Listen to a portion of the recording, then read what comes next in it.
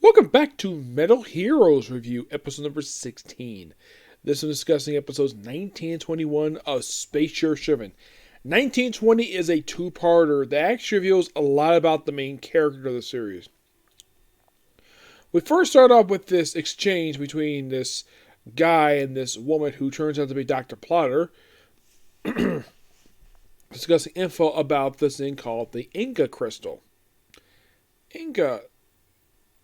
That's interesting. Isn't that also Dan's last name? Well, they reveal a little bit about him. I'll talk about that. So Dan basically investigates, and it turns out it's part of the Inca people. Oh, by the way, it is retcon in the story that Dan Inca, Space Sharivan, despite the fact clearly a human from Earth, is actually descended from an alien species. Yep. And you could say there were hints about this in his debut in Space Sheriff Gavin. Yes, I would say definitely you could say that's sort of a minor follow-up to it, but nothing really dealt with it. It's like, oh, he just a member of the species. He's a descendant. Okay.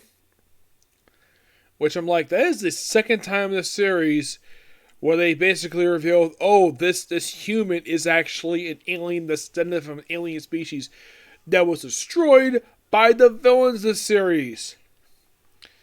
Okay, it's Inca's, like, basically the plane was devastated, but they actually had some survivors who came to Earth.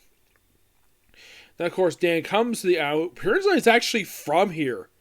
Yes, turns out he's actually from this island. Like, what? Really? He's from this island. Apparently, this island was his home. And apparently, his father's name was Denguchu, I think as they pronounce it. And he tells his old man that's like, oh, you're his son. And basically, he started to test him. There's also some mysterious cat priestess there, who turns out is the monster this episode. Oh, by the way, I did look it up. Apparently, of all the Moroku monsters, this is the only one that appears more than one episode. Yeah. Here's the thing. They have monster appearing in like the first 47 to 51 episodes. And this is the only one. Yes, the only one where we don't have we appears one episode. And it's also 19 is the only episode of the whole series to not have a Vision World fight. Yeah, it is the only one so far to not feature it for reasons. Yep. So they basically find out this is, of course, they found out Dan is from their people. And of course, they mention about this prophecy about this mysterious human bathed in wearing a red suit. Basically, apparently this prophet, 2,000 years prior to the series, apparently prophesized Dan, who is Space Sheriff Shrivan, helping them out. And also, apparently, the elder of the village has his own armor that's similar to. Apparently, he's also shocked the fact not only that this guy confirmed he is the son of one of their people, but also he's a space sheriff. Apparently, he's shocked about that. And you're probably thinking, how would a human on Earth know about the space sheriffs? Because this guy is an alien. Yep. Because you gotta go cheap here with sci-fi a lot of the time. Yeah, and apparently, according to Gavin, when he was brought in, this of course is sort of also a follow-up to his debut episode. He got injured his debut episode. Well, he was taken because of injuries. And the thing is, Gavin had just met him that very day, and he sees him as a good man, and basically he gets taken off, gets healed, and trained as a space sheriff. Yep, and becomes Space Sheriff Shrivan, making his debut in the final episode of Space Sheriff Gavin. And according to Gavin, he's got a particular blood, which basically calls into play the whole thing of how different he is from a normal human. Yep, and then next episode, of course, in the episode, they tease, oh, we gotta find this thing, we gotta find the Inca Crystal. He gives them a map about a lion and a sword. And apparently, it's also another retcon here, where after his father was wounded, it was presumed he died right after he fought off a bear. But no, he actually survived for a little bit.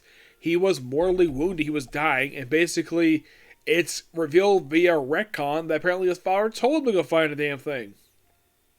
Even though that was never mentioned in this whole episode, whole series part of this one. Which you're like, really? Yes, really. 20 episodes in, and we feel this about Dan's backstory. So we have the Moroku where they go try to find it. They probably got it a few times. So they try to retrieve the sword, and ends up basically killing a lot of their other goons. After Dan, who had survived a battle with him, picks up the sword, manages to open up this cave, which is very terrible looking effect. This effect looks really bad. It's like the camera shot basically. It's like there was not enough here. It's like for this shot when they show the outside of this cave, which by the way it's the mouth of a lion, which the shot looks terrible. My gosh. Like, it's like they didn't finish. It's like this episode in particular, it felt as though this one, they were running out of money for the budget for the episode. They were running short on money.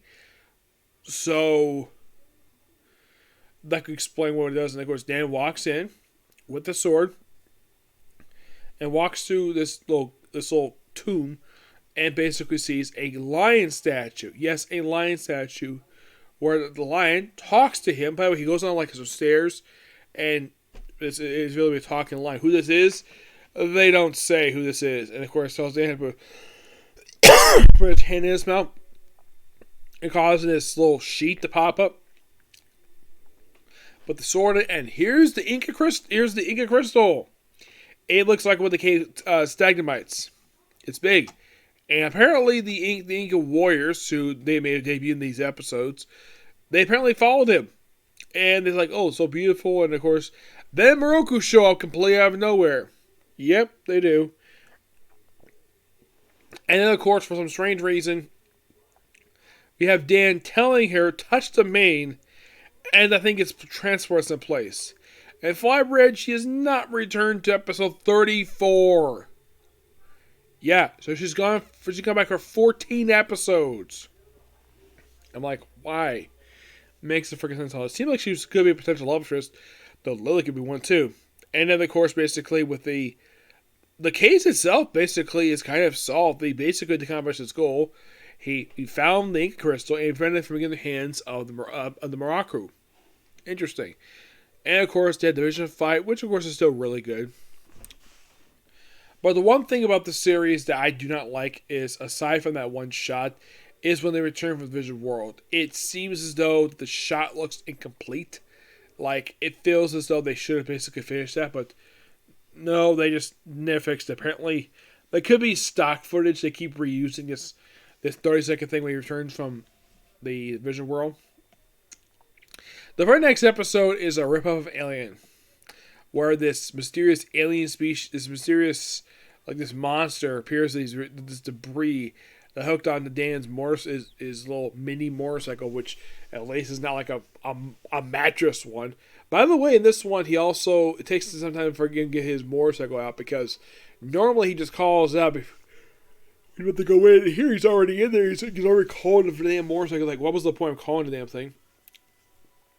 Oh, by the way, 19, I believe, was the first time that the tank had been seen outside of the Vision World, because normally when they show it in the series, they actually do not show the tank basically fighting the goons in like the real world.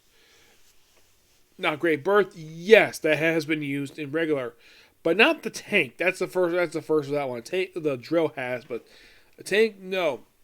Of course, you have this wonderful like pre-vision effect when Dan finds the monster on the spaceship, which I believe this is the first time monsters ever set foot in the spaceship, because as far as I can tell, Gavin never had this problem, but Sheriff did. I thought that was kind of weird that he did. Yep. So he battles the monster. The whole plan of this one is just blow up the spaceship. That's really and be distracted by goons on the ground. Yep. But yeah, really good 3 episodes. Can't wait to discuss the rest. But yeah, that's particular view. Next up is going to be 2 comic corners and on to Del Toma's Nagro.